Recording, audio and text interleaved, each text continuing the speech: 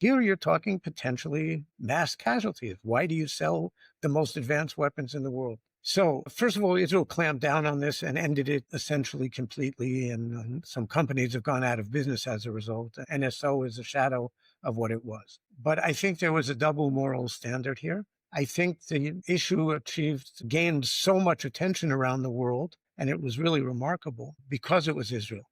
And any time today in the last decade that you can get a headline which discredits Israel in any way, then that's a good way to sell newspapers. So I think we have to put that whole issue in certain perspective. Why is the world so after Israel? Like why is Israel always such a focus, even though it's such a small spot on the map? And why is it always judged? Why is there such a discrepancy in the expressions of love and admiration for the country and the people? I looked up some time ago, and if I remember correctly, the figure is that Israel is 0.0001% of the world's population. My only question here is if I'm not missing a zero.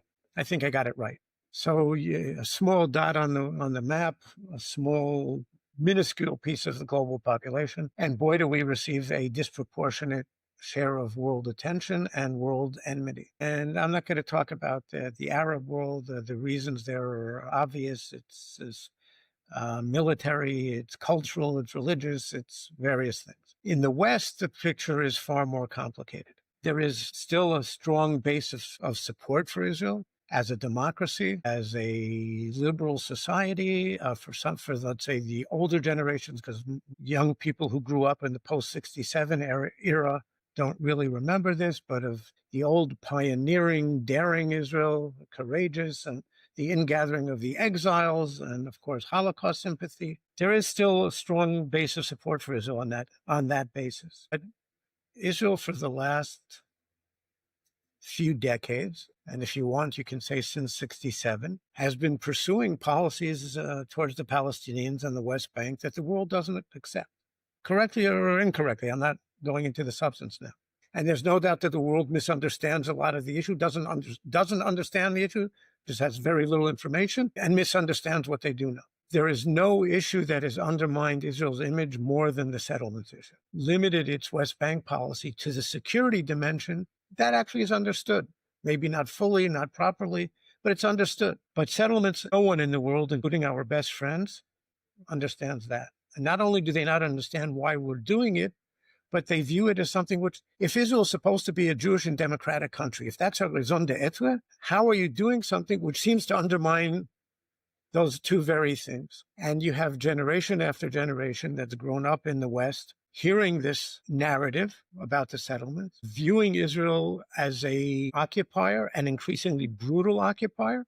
We used to talk about the benevolent occupation. Let's be honest, it's been a few decades since it's been benevolent, maybe because we had no choice, but it's been an increasingly not nice, if not brutal occupation. Then you have the Arab, the Palestinian information, PR onslaught, call it whatever you want.